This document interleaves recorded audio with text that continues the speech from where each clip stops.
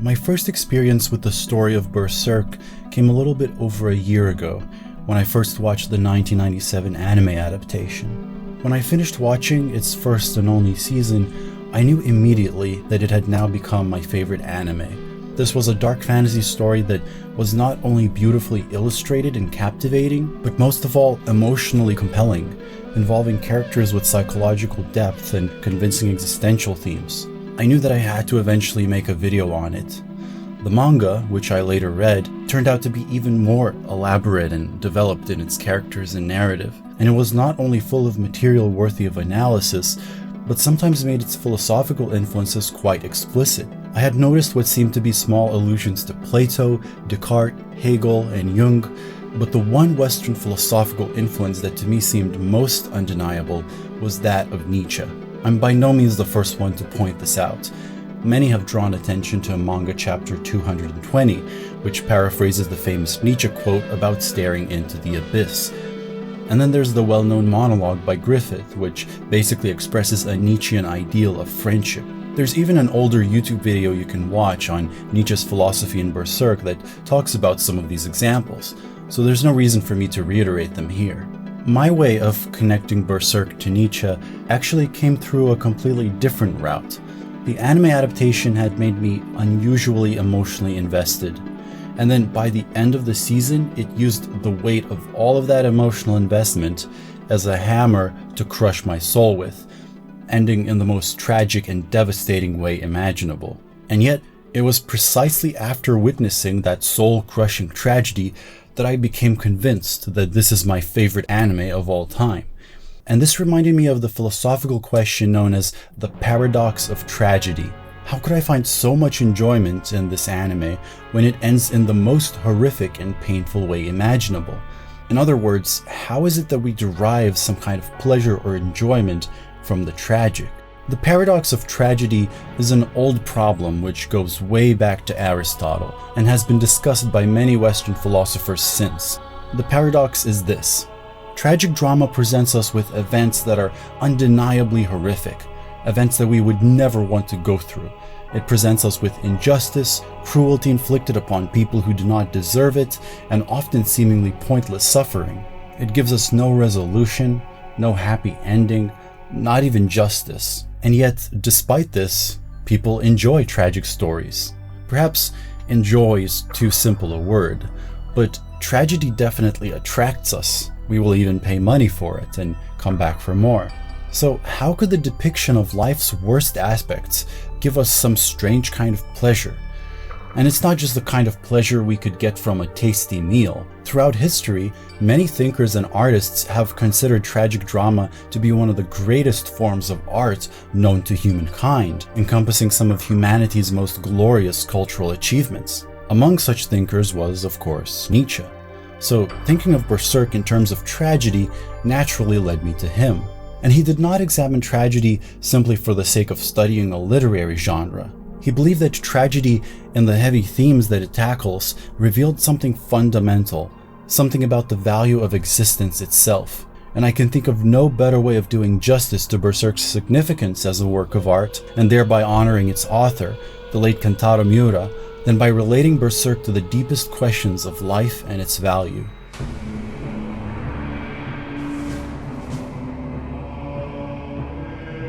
Now, the 1997 adaptation of Berserk only ever got one season, and so covers only a small part of the story covered in the manga. It only covers the saga known as the Golden Age arc, during which our protagonist, the mercenary Guts, comes to join the Band of the Hawk, a mercenary group under the leadership of Griffith, which subsequently rises to power by serving a kingdom in war.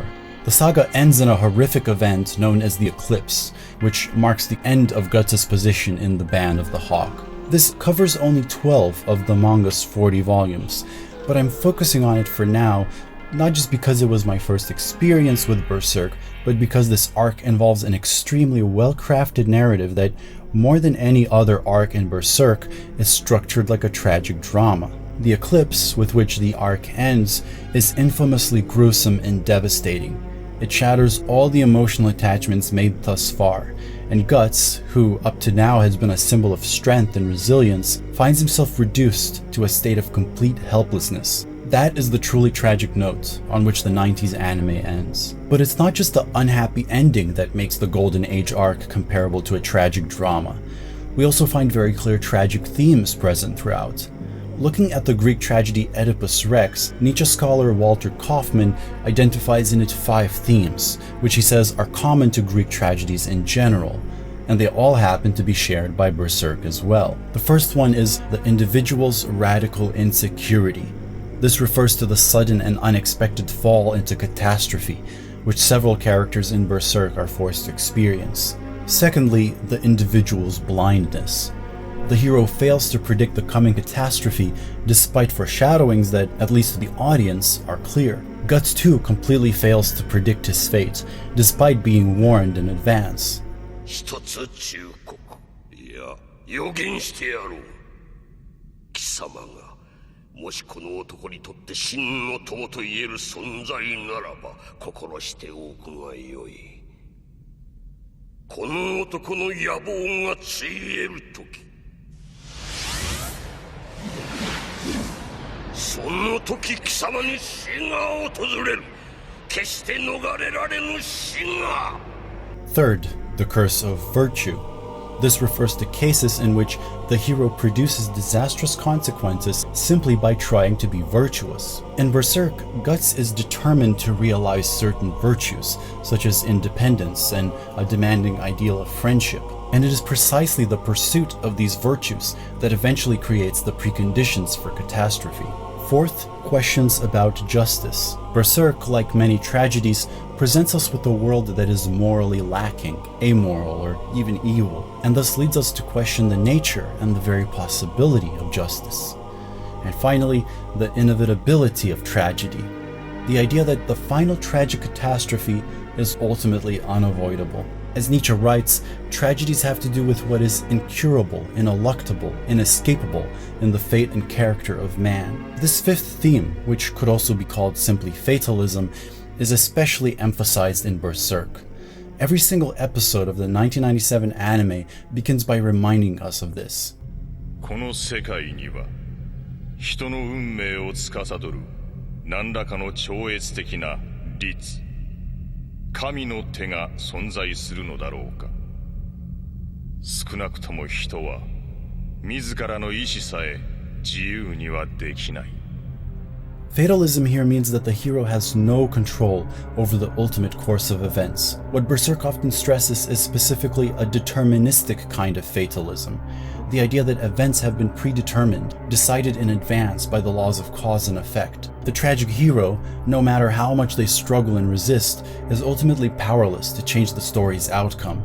This element is particularly famous in Oedipus Rex, where the very attempt to avoid a tragic prophecy leads to the realization of that very prophecy. The inevitability of fate in the Golden Age arc is accentuated even by the order in which the story is told. Both the manga and the anime start out at a later point in the timeline, a period after the Golden Age arc, and we see Guts traveling alone, jaded and callous, missing an arm and an eye, and branded with a curse mark. And when Guts briefly encounters Griffith, his reaction is one of murderous rage. Then we go back to the past and come to know a younger and more hopeful Guts. We experience his journey throughout the Golden Age arc to an extent already knowing what his future will be like. We know from the very beginning that whatever happens in between, a tragedy will occur, transforming Guts from this into this. And the curse that eventually marks Guts as a sacrificial victim serves as a symbol of the cruelty of fate, just as much as a symbol of his struggle against that fate. This fatalism makes the paradox of tragedy even more apparent. If the tragic ending is inevitable, and we know this, then the tragic drama cannot even afford us the comfort of hope. So why would we even like tragic drama?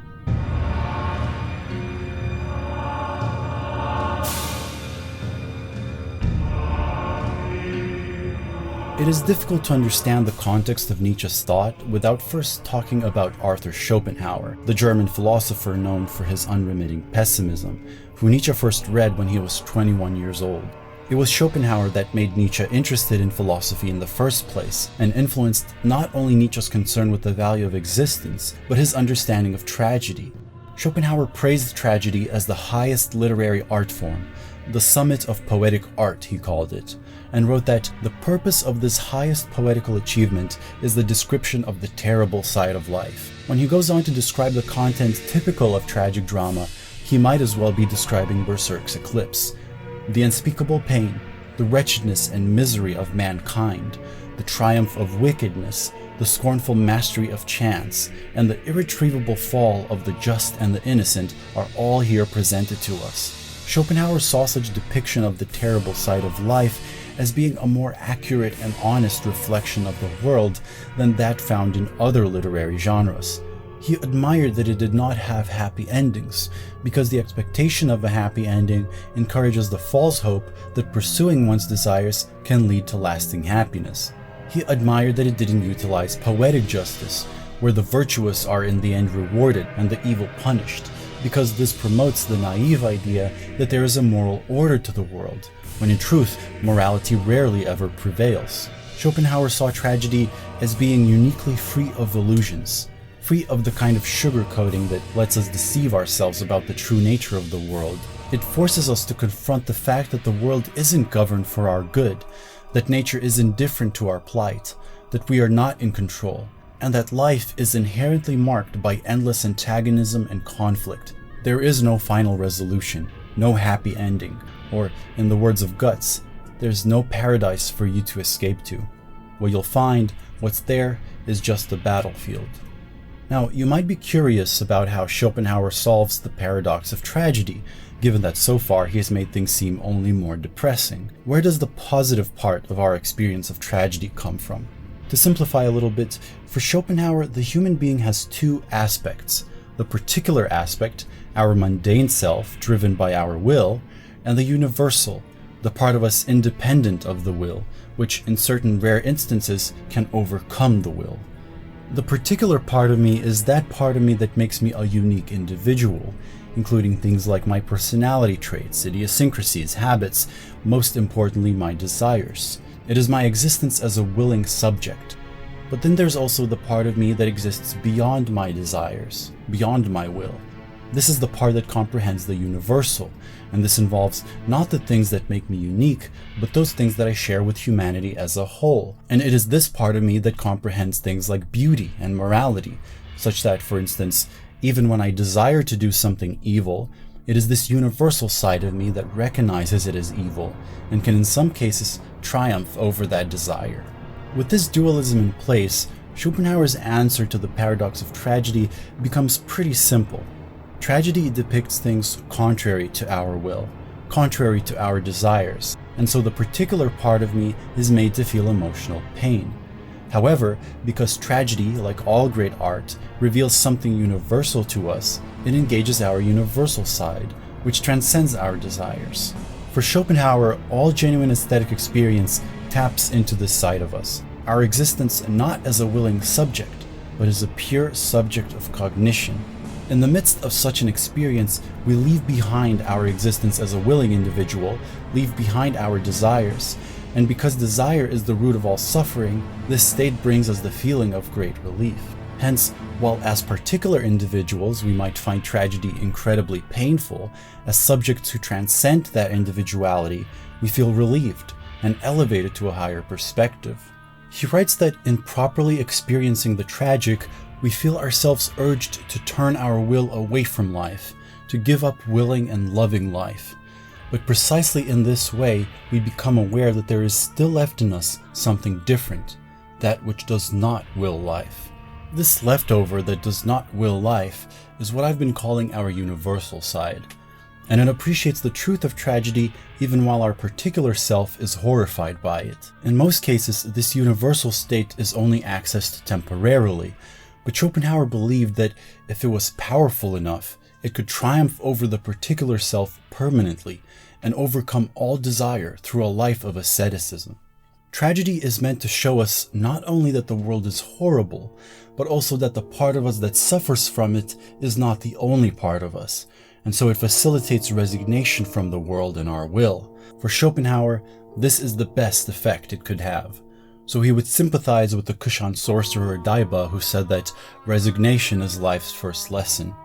He writes, "At the moment of the tragic catastrophe, we become convinced more clearly than ever that life is a bad dream from which we have to awake, that the world and life can afford us no true satisfaction and are therefore not worth our attachment to them. Accordingly, it leads to resignation." So, if Berserk led me to form emotional attachments and then made them painful through the tragic event, Schopenhauer would see that as a pretty clear lesson. Our attachments are not worth it in the first place. But come to think of it, resignation isn't the effect Berserk had on me, not even a little bit. It didn't dampen my will. If anything, it intensified it. In fact, Schopenhauer makes a very revealing admission about Greek tragedy in particular. That is, the heroes of Greek tragedy suffer great and undeserved misfortune, but it doesn't lead them to reject their desires or to resign themselves from the world, like Schopenhauer would advise. Nor does it seem that ancient Greek tragedies led their audiences to reject life and condemn existence. In fact, ancient Greek culture in general, as Schopenhauer himself admits, didn't have much of a spirit of resignation. He writes that almost all Greek tragedies show the human race under the dreadful dominion of chance and error, but not the resignation these bring about which redeems us from them. How could this be? How could the ancient Greeks, the inventors of tragedy, be completely unaware of its ultimate purpose? Schopenhauer's answer is pretty unconvincing. The ancient Greeks, due to their lack of development, simply had not yet discovered the purpose of the genre they had invented. Because of this, Schopenhauer expresses an opinion which, at least in the Germany of his time, was quite unusual, that Greek tragedy is inferior to modern tragedy, insofar as modern tragedy is more inclined towards pessimistic resignation. And this is where we bring in Nietzsche. As much as he was influenced by Schopenhauer, there was one thing he disagreed with from the very beginning of his career, and that was Schopenhauer's life denial. Interestingly enough, although Nietzsche and Schopenhauer agreed on the great significance of tragic drama, their reasons for finding it great were completely opposed. The way Nietzsche sees it, Schopenhauer is really revealing a lot more about himself than he is about Greek tragedy. The fact that Greek tragedy does not end in life denial was for Schopenhauer a fundamental flaw, but Nietzsche saw it, on the contrary, as proof of its greatness, proof of the health and vigor of ancient Greek culture, a culture which embraced struggle and conflict, which challenged itself, and confronted the tragic without resignation. By contrast, modern Western society was seen by Nietzsche as fundamentally sick, culturally and psychologically deteriorating, and Schopenhauer's pessimism was just one manifestation of that sickness. The true worth of Greek tragedy had been devalued, Nietzsche believed, in part because our understanding of it had become corrupted by a certain type of worldview, a moralistic worldview, which in Europe had taken the form of Christianity, with its elements of sin, guilt, and evil. Everything, including art, came to be judged according to these moral criteria, and the most significant aesthetic achievements of Greek tragedy were thereby obscured. What's worse, these moral standards were ultimately unattainable as such, and thus devalued not just tragic drama, but life itself. How does this happen? Why would human beings develop moral standards that lead to the condemnation of life? This is a question worth going into, as it is brought up not only by Nietzsche, but Berserk as well.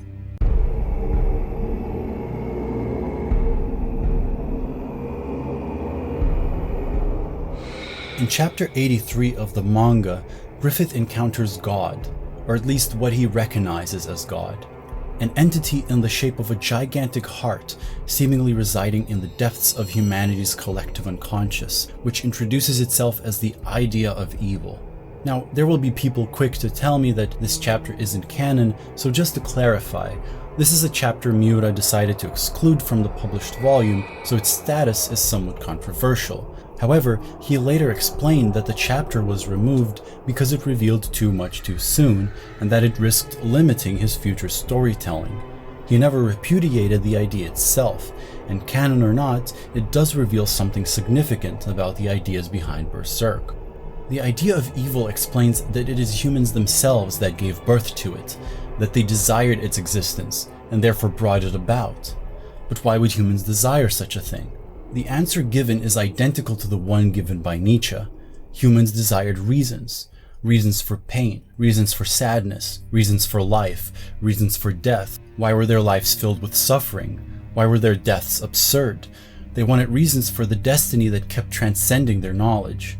In other words, the idea of evil was born out of the human desire for meaning, powered by the festering negative feelings that humans felt in the face of meaningless pain. This is fully in line with Nietzsche, who famously said that what humans find unbearable is not suffering, but suffering without meaning or purpose. The Christian worldview, with its elements of good and evil, guilt, sin, and repentance, spread so effectively, in part because it gave people a reason for why they suffered. You suffer because you are sinful, because there is evil in you. In other words, you suffer because you deserve to suffer. People thus came to blame themselves for their own misery, but at the same time felt relief at the idea that at least this suffering is not senseless. It is part of God's plan and necessary for the sake of repentance and salvation. But notice that this creates a self-perpetuating cycle. We suffer and give the suffering meaning by deeming ourselves sinful. But viewing ourselves as sinful leads to even more suffering, and thereby even more proof that we are sinful. This is how the idea of evil functions, in that it is self-reinforcing. It exists in order to make suffering more bearable, but simultaneously justifies the infliction of further suffering, and thereby expands the reason for its own existence. The idea of sin may be an invention, but once it is firmly established in our psychological and cultural life, it really almost acquires the appearance of a god, for the sake of which we are willing to endure and inflict the greatest of sufferings. But for Nietzsche, this isn't yet the full story. Christian morality is driven not only by the desire for meaning, but also something more insidious, the desire for revenge, resentment, vindictiveness.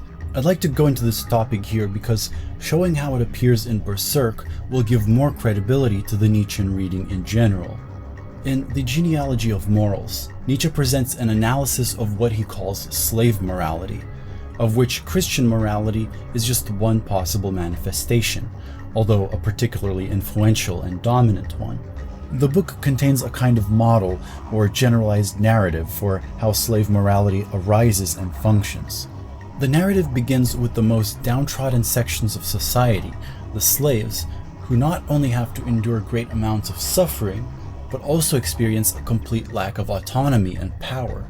They envy the rulers of society, in other words the masters, and whenever they feel wronged by them, they wish to retaliate, but do not have the power to do so.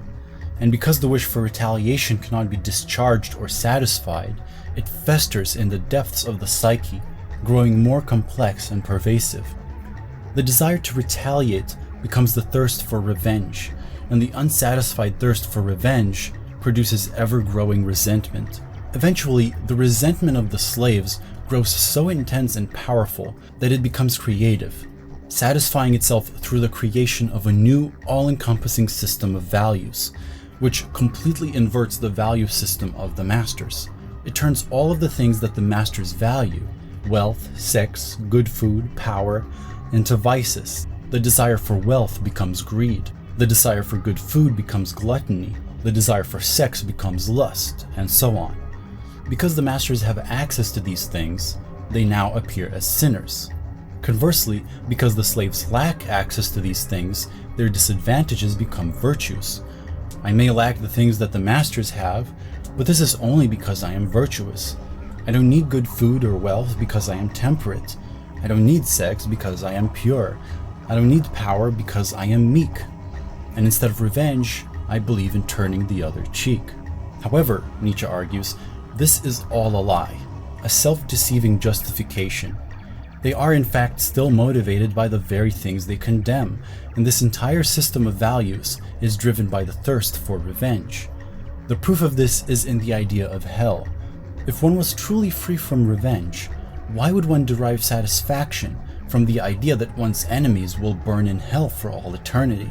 This is how resentment becomes creative. It produces an imaginary form of revenge, an inversion of reality. I may be weak in this world, and my enemy may be powerful, but in the next world, I will be in heaven, and my enemy will be burning for all eternity. This is the resentment at the heart of slave morality. And the slaves might present themselves as meek and forgiving, but Nietzsche believes that all human beings have an impulse to aggression, even if this aggression is turned against one's own self. The Christian ascetic may claim to be free of wrath, but they satisfy an underlying drive to aggression even when they whip themselves for being sinful, and even more so when they threaten people with eternal damnation. Before the advent of slave morality, the masters might have been cruel and callous, and violent in the most vulgar ways, but it takes an especially developed state of cruel vindictiveness to imagine your enemies experiencing an eternity of extreme torture and developing a system of beliefs to support that thought. Something as grand as the idea of evil, something as sinister as the eclipse.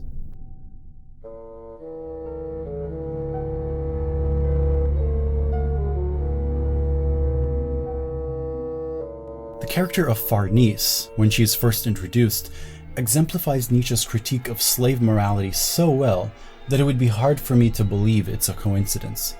Growing up in a noble family with parents who emotionally neglect her, she suffers from repressed emotions and a sense of impotence, which causes her to grow resentful. As a response to this impotence and resentment, she comes to have destructive and sadistic tendencies, and eventually expresses them by rejoicing at the heretic burnings which happen outside her home. When she is 16 years old, her father, unable to control her delinquent behavior, sends her to a convent, where, after years of religious discipline, she becomes the leader of the Holy Iron Chain Knights, a religious military organization. And in this position, she begins hunting down accused heretics and burning them. Note that she is still driven by the very same resentment and impotence that had made her a difficult child, and she now compensates for her feelings of impotence by burning heretics, an act which she also takes pleasure in, as it satisfies her sadistic impulses. However, now her behavior is supported by the Holy See, a major religious organization, which gives her not only institutional legitimation, but moral justification. This allows her to convince herself that she acts only out of religious duty, and that the people she hurts deserve to suffer on account of being evil. A fanatical religious worldview thus allows her vices to be seen as virtues, and grants Farnese justification and even self-satisfaction, leading her to be in denial about her true motives. In this stage of the story, Farnese exemplifies exactly the kind of hypocrisy that Nietzsche identified in slave morality. This is the hypocrisy epitomized in the pious, puritanical person who decries selfish desire and sensual pleasure as sinful, but is in fact driven precisely by those very same things. When they punish people for being sinful, they satisfy their aggressive impulses and even derive sensual pleasure from it. When they scare people with the threat of eternal damnation, they satisfy their thirst for vengeance. And when they believe themselves to be acting on behalf of God, they satisfy their need to feel powerful. Nietzsche phrases it incredibly when he says that in the Christian who has renounced their sensual desires, sensuality does not disappear, but rather lives on in an uncanny vampire form and torments him in repulsive disguises.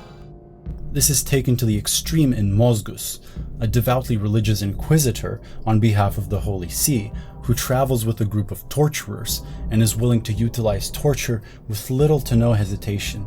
Of course, in doing this, he claims to be acting out the will of God, using torture as a way of cleansing people from evil. His disciples are made up of outcasts, people rejected by society because of their disfigurements.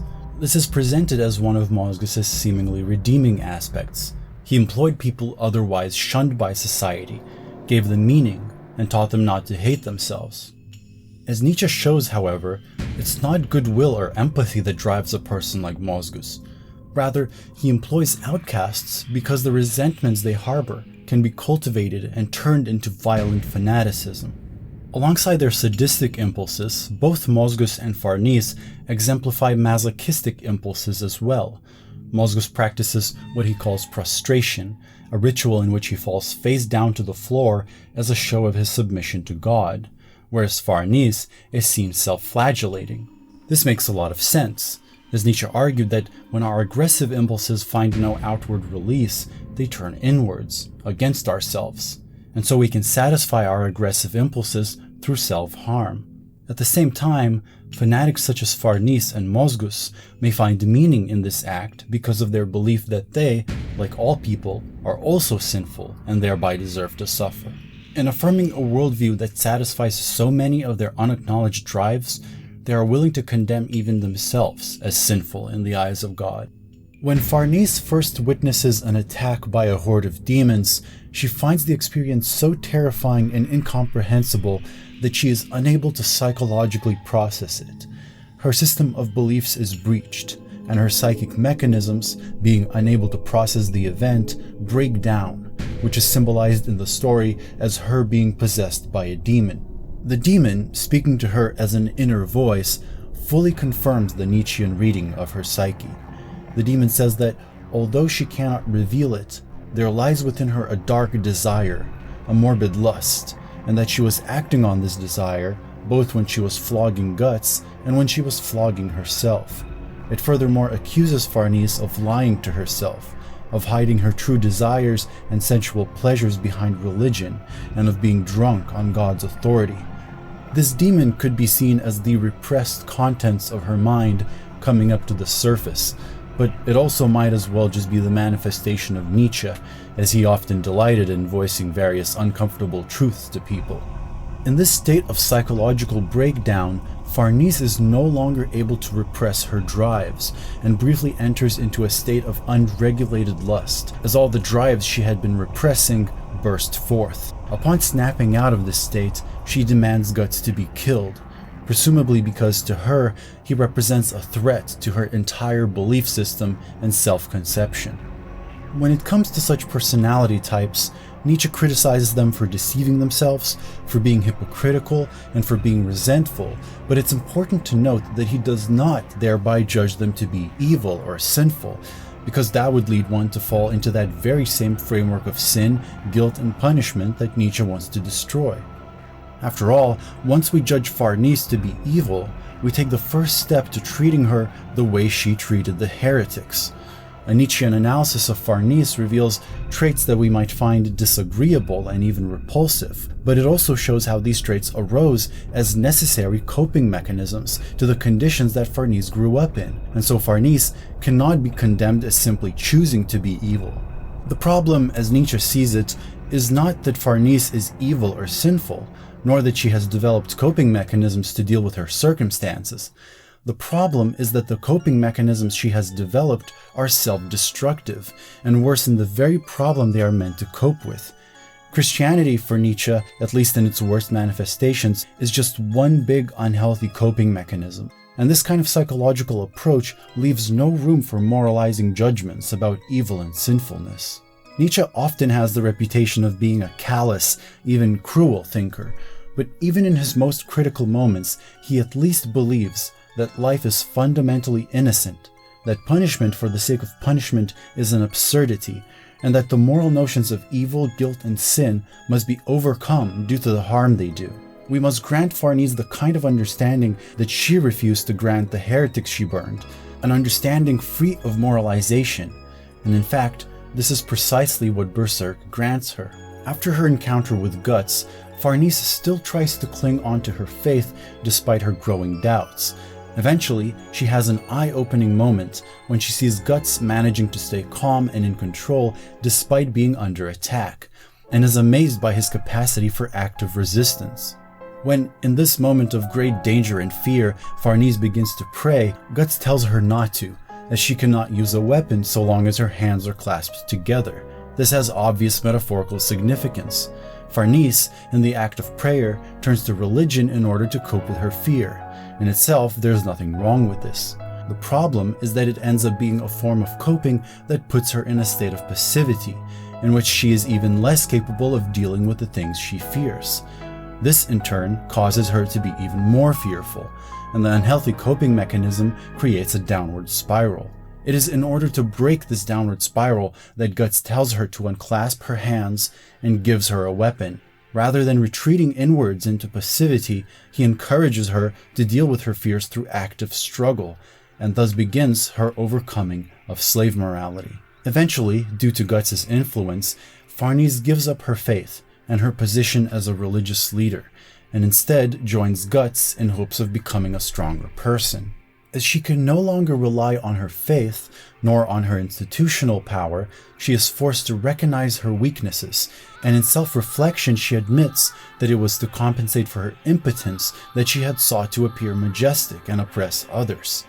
Ironically, the former heretic burner begins learning how to perform magic, and as she grows more experienced and self-sufficient and acquires new abilities, she does in fact become a stronger person, not just physically, but psychologically. In this journey going from self-deception to honesty, from passivity to activity, from despair to acceptance, she not only becomes stronger, but more honest and more self-aware, less resentful and even kinder to others. To Nietzsche, these things are all closely related. She gives up her sadistic urges not because she repents for her sins, or because she is punished for her evil ways, but because she grows more honest and more powerful.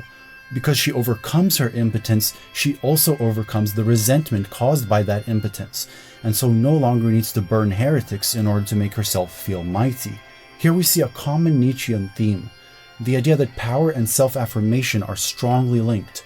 Rather than seeing power as something negative, a merely corrupting influence, Nietzsche sees empowerment as that which allows us to overcome those ugly feelings of resentment and vindictiveness. So, with Farnese, we are first introduced to a character who enjoys inflicting pain, who is perfectly willing to burn people alive, a character who is not only cruel and bitter, but sometimes even pathetic.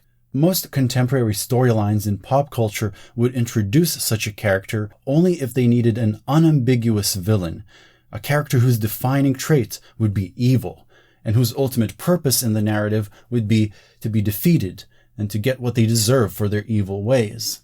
But Berserk is not like this. Kentaro Miura's treatment of Farnese noticeably lacks any kind of moralizing.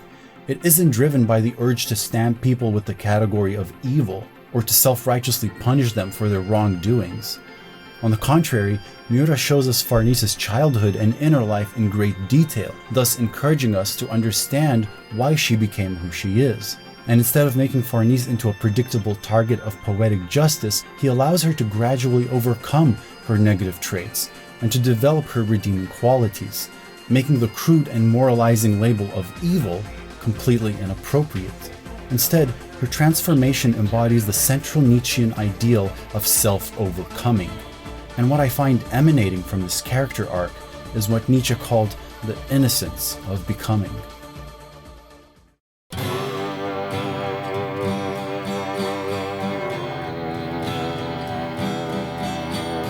So we started out with the discussion of tragedy and its relation to the universal problem of the value of existence, and ended up veering off into a psychological analysis of a single individual character.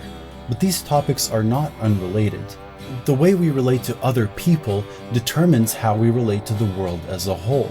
If our experience of life is tainted by constant resentment, and if sin is one of the main notions through which we understand ourselves and others, then we're unlikely to have an instinctively positive judgment of life and the world in general. As we saw in the example of Farnese, the morality of good and evil is born of the psychology of resentment, to satisfy the desire for revenge, as well as to provide a reason for suffering. It allows one to denigrate the value of one's opponents by deeming them evil, and making one's own impotence into a virtue. But its effects don't end there. In order to deem all of one's opponents evil, one must set up a moral standard which they all necessarily fall short of. But in doing this, one inevitably erects a standard that is unattainable as such for all human beings.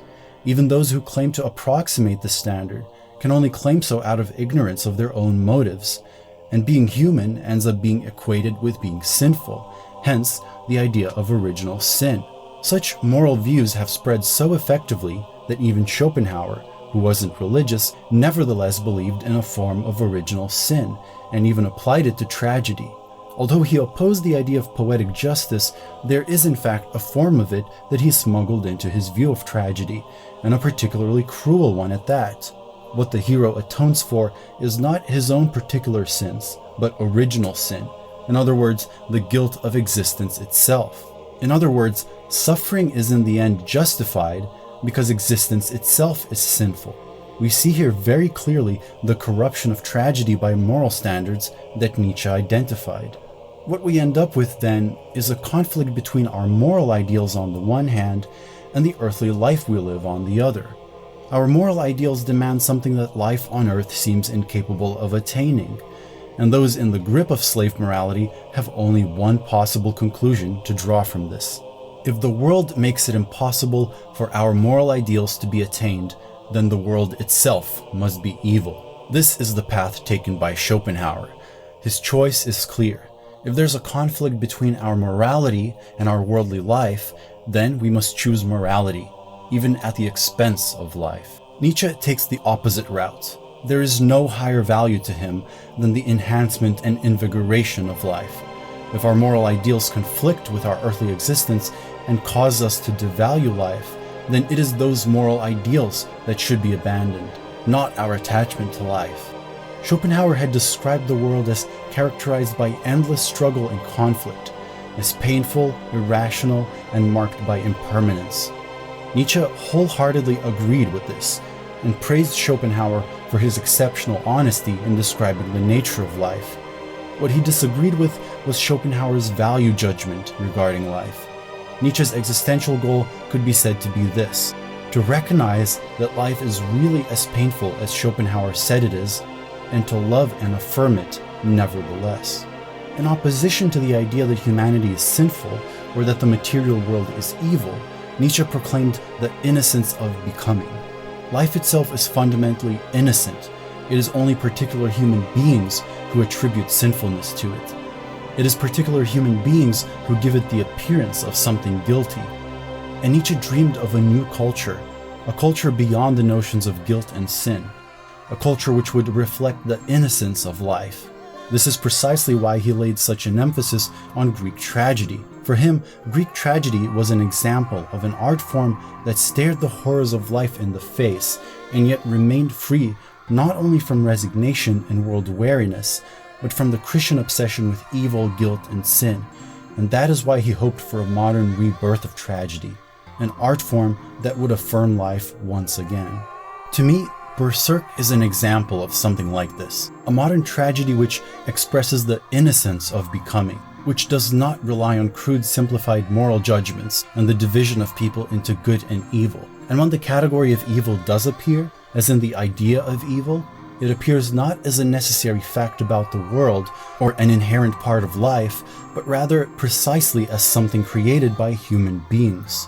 The idea of evil did not always exist, and we can speculate that there is a future within Berserk where the idea of evil has been vanquished and humans live on without it. Nietzsche himself believed that the moral notion of evil did not always exist.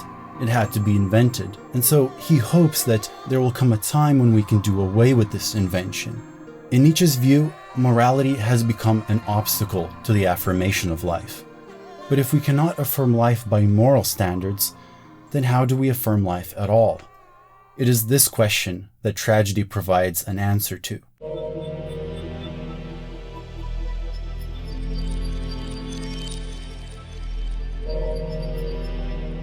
If there is one central goal that ties Nietzsche's very first book with his very last, it is the goal of affirming life. And according to Nietzsche, this can only be done aesthetically.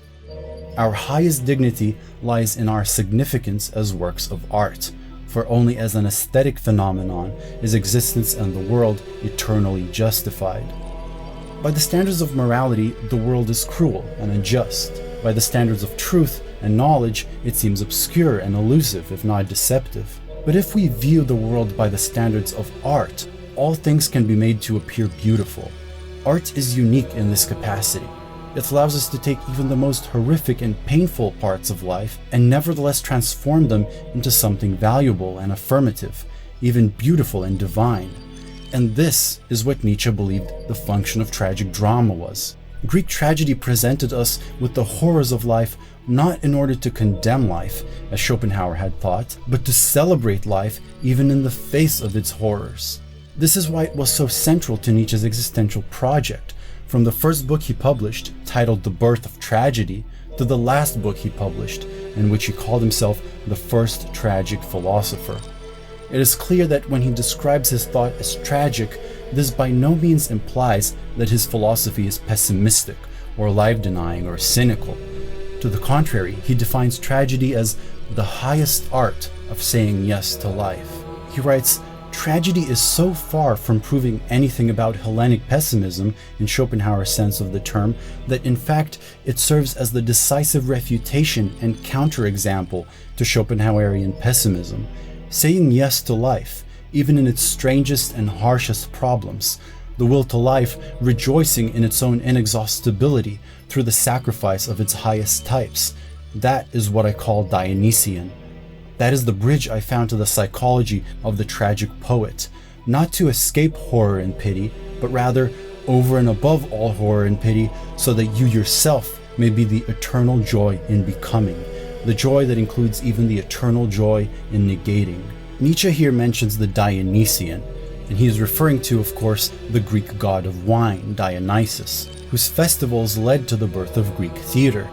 Nietzsche famously saw Dionysus as the mythic representative of Greek tragedy, arguing that its essence derived from the rituals and ceremonies of Dionysian cults and religion, in which life was celebrated and affirmed in its totality, often through the experiences of ecstasy, frenzy, intoxication, and madness. Dionysus is sometimes described as being a god of opposites, in whom conflicting elements become unified. He is often associated with death and destruction, but also with rebirth and fertility. He is symbolized by the grapevine, but also by the poison ivy.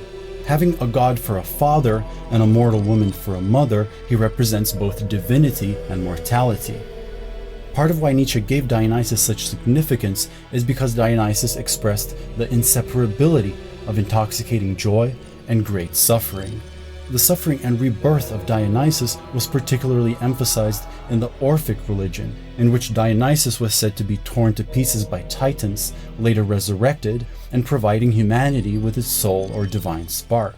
Late in his career, Nietzsche put forth the opposition between Dionysus and Jesus Christ, both religious martyrs for whom suffering is essential, but representing two opposed attitudes to suffering. The Christian suffers in hopes of attaining a holy existence, while for the Dionysian, existence is already holy in itself, holy enough to justify even a monstrous amount of suffering. I would say that it is only because of the monstrous amount of suffering present in Berserk that it also contains moments in which simple existence, in its most trivial details, appears to radiate with joy.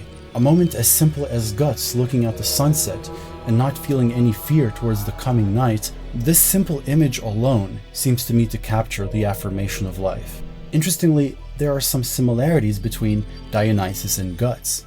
Dionysus was said to be born of a dead mother, just like Guts.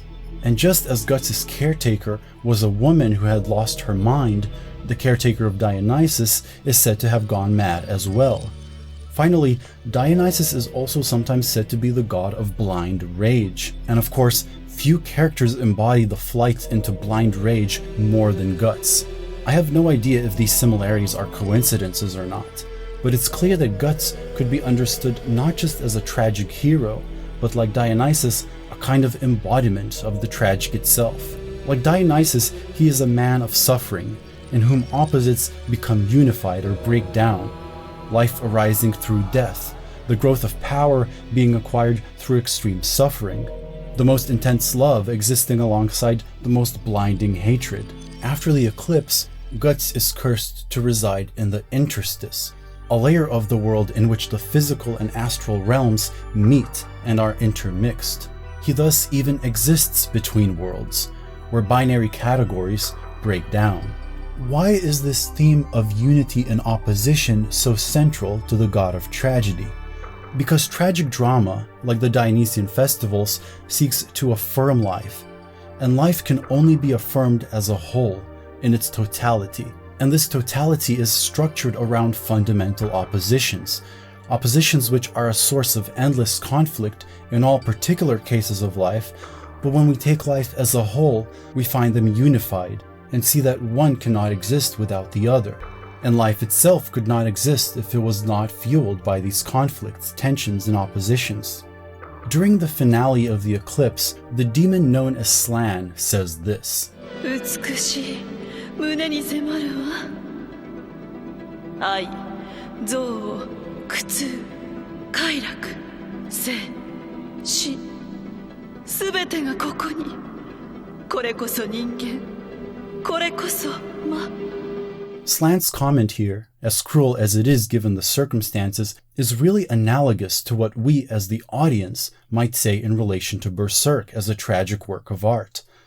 In a single storyline, it presents us with life and death in all of their oppositions.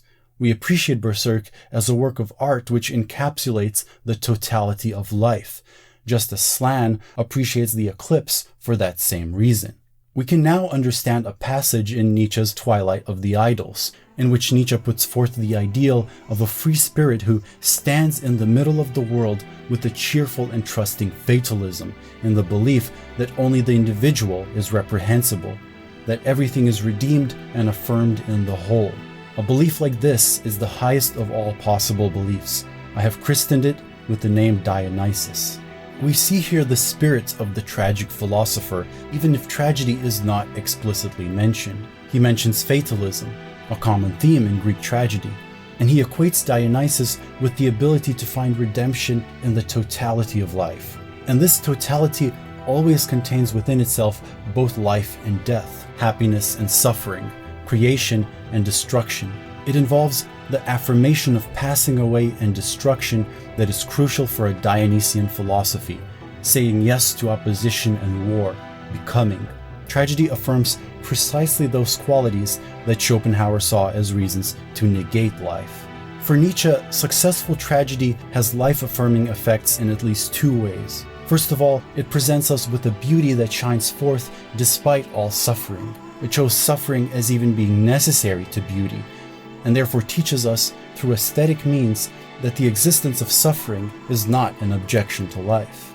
As Walter Kaufmann writes, if there is more misery in Lear and Hamlet, Oedipus and Agamemnon than in our own experience, they are also incomparably more beautiful. We are made to feel that suffering is no insuperable objection to life, that even the worst misfortunes are compatible with the greatest beauty. Secondly, if we identify with the suffering that the tragic story depicts, our identification doesn't end there. We identify also with the courage, virtue, and nobility the story depicts, and we identify with the beautiful form in which it is presented. In other words, we identified not just with the suffering individual, but also with the nobility of life as such. And even if particular individuals in a tragedy perish, life itself continues to stand triumphant and beautiful, and we share in its inexhaustible power. In Nietzsche's words, tragedy shows us that despite all changes, life is at bottom indestructibly powerful and joyful.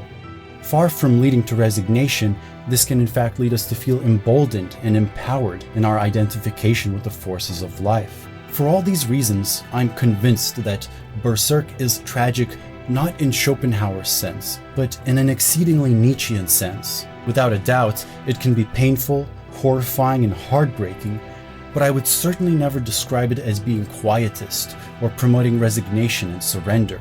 If anything, it is the opposite of that. At one point in the manga, Guts is aptly given the nickname the Struggler, and his character is precisely a call to never give in to resignation, but instead to struggle beyond all limits, even when it seems overwhelmingly futile, even when the gods are our opponents, even if we're told that the very laws of causality are working against us. Guts, undeniably, is a tragic hero of the Nietzschean variety. But it isn't only the character of Guts that gives Berserk its vitality.